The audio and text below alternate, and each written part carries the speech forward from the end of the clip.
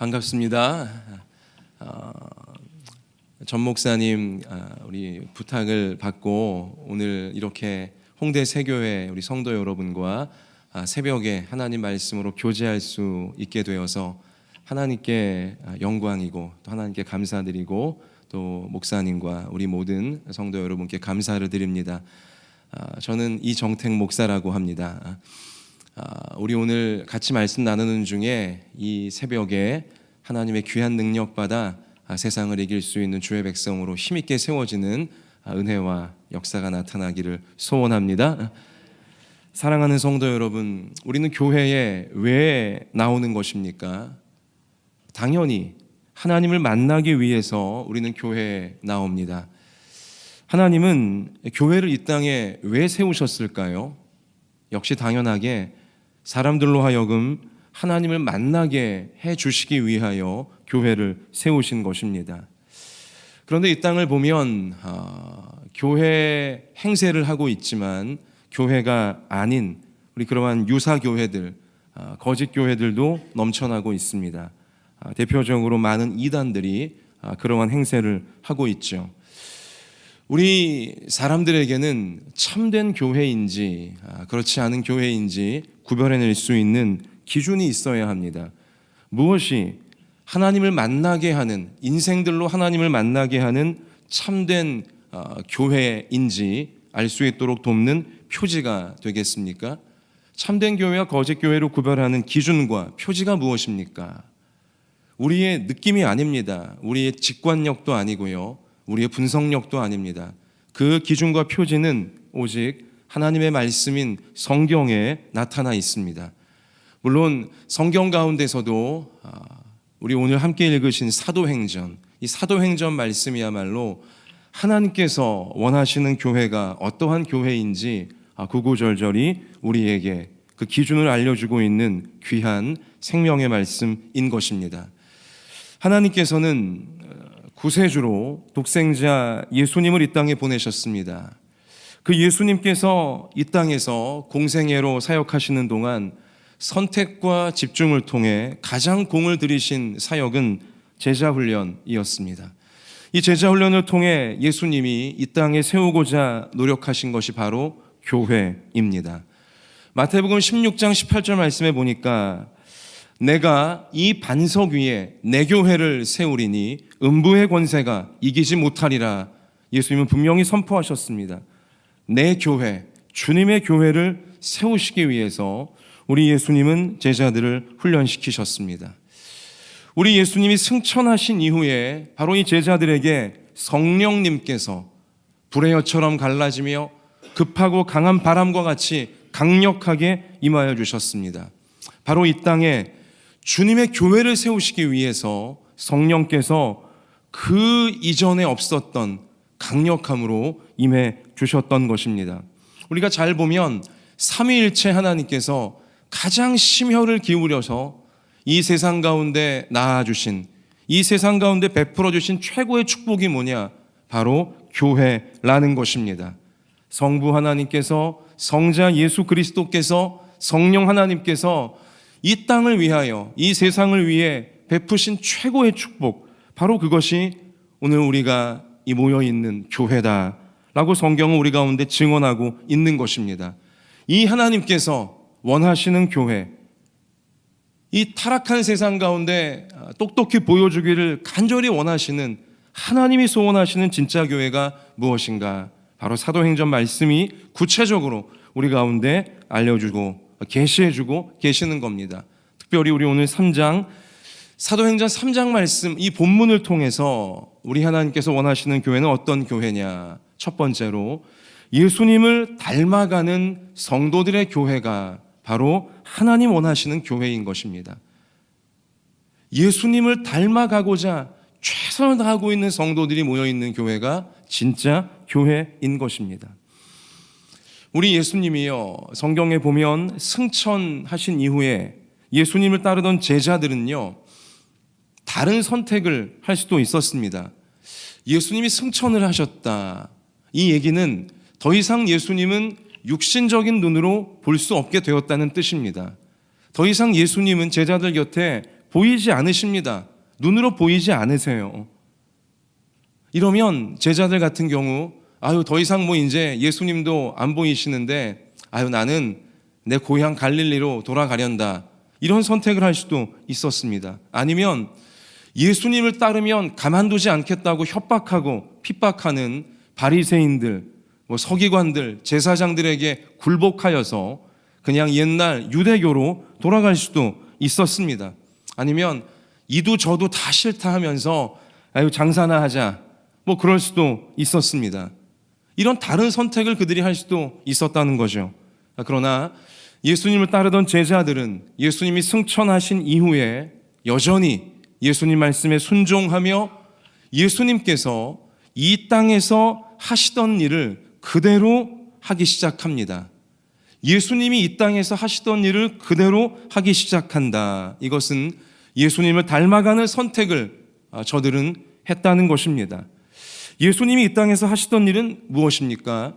역시 마태복음 9장 35절 말씀 가서 보니까 예수께서 모든 도시와 마을에 두루 다니사 그들의 회당에서 가르치시며 천국 복음을 전파하시며 모든 병과 모든 약한 것을 고치시니라. 이어지는 말씀 가서 보시면 무리를 보시고 불쌍히 여기시니 이는 그들이 목자 없는 양과 같이 고생하며 기진함이라. 우리 예수님이 이 땅에서 하셨던 예수님의 일이 무엇이냐? 하나님 말씀을 가르치신 것이고요, 복음을 전파하신 것이고요, 하나님의 사랑으로 사람들을 치유하고 고쳐주시는 일이었습니다. 예수님은 항상 바로 이 은혜가 필요한 인생 무리들을 불쌍히 여기시며 그들을 주목하시며 그들을 도우셨던 것입니다. 우리 오늘 사도행전 3장 말씀 가서 보면 특별히 우리 오늘 3장 4절에 가서 보니 베드로가 요한과 더불어 주목하여 이르되 우리를 보라. 베드로와 요한은 이 성전 미문 앞에서 사람들을 향해 한 푼 줍쇼하며 구걸하고 있는 한 불쌍한 안진뱅이 거지를 주목하여 바라보았습니다. 예수님이 목자 없는 양과 같이 고생하며 기진하고 있는 무리들을 따뜻한 눈빛으로 항상 살펴보셨듯이 베드로와 요한도 우리 예수님을 쏙 빼닮아서 예수님이 하시던 바로 그 사역, 사람들을 불쌍히 여기며 그들을 주목하시며 고쳐주고자 하는 이러한 주님을 닮은 모습으로 오늘 사도행전 3장에 나타나고 있다는 것입니다. 베드로와 요한, 예수님을 닮아가고자 충성을 다하고 있는 참된 성도의 모습, 참된 교회의 모습을 오늘 본문을 통해서 분명히 보여주고 있는 것입니다. 예수님을 닮아가야 한다. 예수님을 닮아가야 한다. 이 명제는요, 참된 성도의 마음 가운데 평생을 지배하고 있는 하나님의 명제입니다. 참된 성도라면 인생의 모든 순간마다 예수님을 닮아가야 한다. 이러한 결단이 있습니다. 이러한 분명한 방향성이 있고요, 이러한 분명한 목적지가 있다는 것입니다. 목적지, destination. 이 destination, destiny라고 하는 단어와 어원을 같이 하고 있습니다. 운명이란 뜻이죠. 운명이 무엇입니까? 많은 사람들이 운명은 피할 수 없는 것이 운명이라고 말합니다. 그러나 운명은 피할 수 있었음에도 정녕 피하지 않은 것이 운명입니다. 이 데스티니를 성경적인 수로로 바꿔보자면 사명이라 우리 그리스도인들은 말할 수 있습니다. 예수님은 십자가를 피할 수 없어서 못 박히신 게 아니었습니다. 예수님은 십자가를 피하실 수 있었습니다. 천군을 동원하셔서 로마 군대 다 쓸어버리실 수도 있었습니다. 그러나 예수님은 십자가를 피하지 않으셨습니다. 왜요? 사명이었기 때문이었습니다. 마찬가지입니다. 우리 참된 그리스도인들 그 마음속에는요, 예수님을 닮아가야 한다, 이러한 결단이 계속 샘솟아 오릅니다. 사실 굳이 예수님을 닮아가지 않아도 됩니다. 예수님을 닮으려는 결단 안 해도 상관없습니다. 피할 수 있어요. 그러나 참된 성도의 마음속에는 예수님을 닮아가야 한다, 이 결단을, 이 사명을 피할 수가 없는 것입니다. 피하기 싫어지는 것입니다. 이 새벽에 바로 이 자리에 나오셔서 예배드리시는 여러분이나 저나 우리 마음 가운데 예수님을 닮아가야 한다라는 결단이, 사명감이 있기 때문에 이 새벽 우리가 바로 여기에 모여 있는 줄로 믿습니다. 그 영혼에 예수님이 거하지 않는 자는요, 나는 예수님을 닮아가야 돼, 이러한 결단이 마음속에 없습니다. 아니, 그러한 결단 생겨나지도 않습니다. 또 예수님을 닮아가야 된다는 이 가장 중요한 사명감에 대해 별로 알고 싶어 하지도 않습니다. 그 안에 예수님이 거하시는 참된 성도만이 희한하게도 모든 순간마다 예수님을 닮아가야 한다, 이러한 거룩한 사명감이 끌어오르고 있는 것입니다. 그 안에 예수님이 없는 사람은, 그 안에 참된 예수가 없는 사람은 예수님을 통해서 뭔가를 얻으려고만 합니다. 예수님을 도깨비 방망이처럼 혹은 로또처럼 이용해서 나의 성공을 오직 목적하고자 하는 것밖에 없는 것이죠. 그러나 참된 성도는, 그 안에 예수님이 거하시는 자는 예수님을 이용하여 나의 성공을 추구하는 것이 아니라 예수님을 닮아가며 예수님의 뜻을 이루어드리리라, 이러한 사명감으로 주님을 붙잡고 있는 것입니다. 바로 그러한 성도들이 모여있는 교회가 사도행전이, 아니 하나님께서 우리 가운데 보기를 원하시는 참된 교회에 해당하는 것이고요. 오늘 이 새벽 우리 안에 예수님이 거하시기 때문에, 내 안에 진실로 예수가 있기 때문에 그 예수님을 더욱 닮아가고자, 그 예수님이 하시던 일을 나도 이 땅에서, 가정에서, 일터에서, 또 교회 가운데서, 이 나라 가운데서, 이 세상 가운데서 나도 예수님이 하시던 그 일을 감당하고자 이 새벽 우리가 주 앞에 모여 있는 것입니다. 천국 가는 그날까지 날마다 0.0001mm라도 예수님을 더욱 닮아갈 수 있는 우리 모두가 되어지기를 축원합니다. 또한 오늘 사도행전 3장 말씀에 보면 하나님께서 원하시는 참된 교회의 두 번째 표지는 무엇이냐? 바로 예수님의 구원하시는 능력이 나타나는 교회인 것입니다. 참된 교회라면 예수님의 구원하시는 능력이 나타납니다. 사랑하는 성도 여러분, 사람이 많이 모여 있다고 교회는 아닙니다. 건물이 멋있고 화려하고 웅장하다고 교회는 아닙니다. 돈이 많다고 교회도 아니고요, 그 모임에 사랑과 친교가 넘쳐난다고 교회도 아닙니다. 참된 교회는 무엇입니까? 예수님의 이름으로 죄인들이 구원받는 역사가 실제로 나타나야 하는 것입니다. 예수님의 이름의 능력으로 인생이 변화되어지는 능력이, 예수님을 닮아가는 능력이 실제로 나타나야 참된 교회인 것입니다.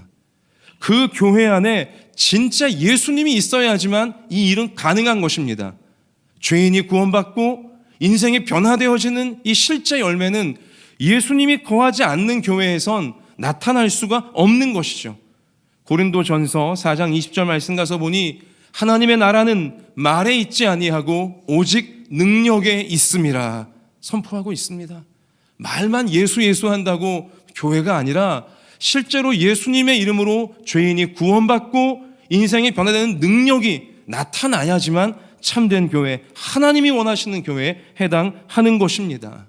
우리 오늘 사도행전 3장 말씀 가서 보면 너무나 유명한 말씀이 나오죠. 바로 오늘 6절입니다. 6절 말씀 한번 우리 같이 읽어보실까요? 시작. 베드로가 이르되 은과 금은 내게 없거니와 내게 있는 이것을 내게 주노니 나사렛 예수 그리스도의 이름으로 일어나 걸으라 하고. 아멘.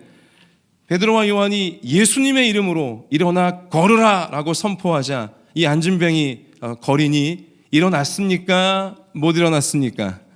일어났습니다. 나면서부터 안진뱅이였던, 태어나면서 자기 발로 한 번도 걸어보지 못했던 사람이 예수님의 이름으로 벌떡 일어나서 걷기도 하고 뛰기도 하며 성전으로 뛰어들어가 하나님을 찬미했다. 놀라운 증언을 성경은 우리 가운데 베풀어주고 있습니다. 예수님의 이름으로 구원하는 능력이 나타나는 것이죠. 이 예수님 이름의 구원의 능력, 변화의 능력, 이 능력은 우리 하나님께서 먼저 우리 성도들에게 베풀어 주기를 원하시는 능력입니다. 혹시라도 오늘 이 새벽 안진뱅이처럼 주저앉아 있는, 어찌할 바를 모르고 막막하고 답답하고 고통스러워서 인생의 어떤 한계 상황을 맞이하여 내 힘으로 아무것도 할 수 없어 그저 눈물만 나고 탄식만 나는 우리 그러한 마음으로 이 새벽 예배에 앉아있는 분이 계십니까? 혹시 내가 지금 이러한 문제에 봉착한 이유가, 또 이 문제를 풀 수 있는 그 길이 무언가 돈이 더 많이 있어야 되고 무언가 세상에 금운이 더 많이 있어야 해결할 수 있는 거 아닌가, 이러한 답답함에 빠져 있는 분이 계십니까? 그래서 혹시라도 어제도 이 사람 저 사람 찾아다니며 이 세상 저 세상 찾아다니며 세상 앞에 구걸하고 있는 혹시 그러한 모습은 우리 가운데 있지 않습니까? 안진뱅이 같은 내 인생, 안진뱅이 같은 나의 가정, 안진뱅이 같은 나의 일터, 또 안진뱅이 같은 한국교회 여러 상황들, 여러분 이 문제 해결은 어떻게 우리가 도달할 수 있는 것입니까? 오직 예수님만이 문제를 해결하실 수 있습니다. 예수님을 진짜 만나야지만 우리는 문제를 해결받게 되어지고 어떤 문제 상황에서도 참된 자유를 우리 얻을 수 있게 되어지는 것입니다. 많은 사람들이 교회를 나오고 있습니다. 많은 사람들이 교회를 출입하고 있습니다. 그러나 교회에 나온다고 하여 자동으로 예수님을 만날 수 있게 되는 것은 아닙니다. 우리 오늘 사도행전 3장 본문 말씀을 봐도 이 안진뱅이 거리는요, 날마다 성전 앞에 왔습니다. 날마다 성전 바로 문 앞까지 온 사람입니다. 물론 자기 발로 온 것이 아니었죠. 다른 사람들이 그를 거기다 갖다 놓았습니다. 우리 오늘 말씀 보면 2절에 분명히 날마다 미문이라는 성전문에 두는 자라라고 성경이 알려줘요. 수십 년 날마다 이 안진뱅이 거리는 성전문 바로 앞까지 왔었습니다. 그러나 예수님 만나지 못하고 있는 불쌍한 인생이었다는 거죠. 이 안진뱅이가 자신의 그 인생의 문제를 해결받을 순간은 예수님을 베드로와 요한을 통해 참되게 만난 그 순간이었습니다. 교회에 앉아있지만 예수님 만나지 못한 분들도 간혹 가다가 있습니다. 예수님을 만나지 못했기 때문에 여전히 문제 가운데 눌려 있는 것이죠. 여전히 문제의 노예가 되어져 있는 것이고 문제를 풀지 못하고 있는 것입니다. 나의 문제, 가정과 일터, 교회와 나라, 어떤 문제이건 예수님을 참되게 만날 때만이 문제를 바로 볼 수 있게 되어지고 풀어낼 수 있는 하늘의 능력이 임하게 되어지는 것입니다. 나와 같은 죄인을 구원하시려고 십자가에서 죽어주시고 부활해 주신 예수님을 실제로 믿어야 됩니다.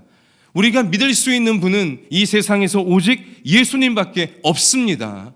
나와 같은 죄인을 있는 모습 그대로 맞아주시는 분은, 나와 같은 자를 있는 모습 그대로 인정해 주시고 나를 위해 목숨까지 내어주신 분은 이 땅에 오직 예수님밖에 없는 줄로 믿습니다.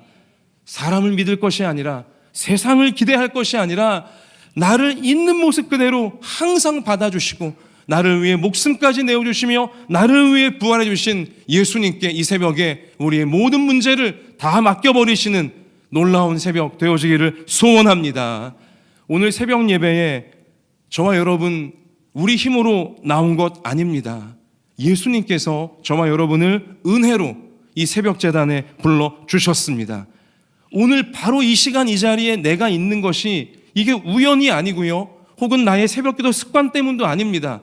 예수님이 오늘 나를 이 새벽 이 자리에 불러주신 것입니다. 왜 불러주셨습니까? 왜 이 말씀을 듣게 하고 계십니까? 오늘 나를 예수님의 이름으로 벌떡 일으켜 세우셔서 걷고 뛰게 만드시기 위함인 줄 믿습니다.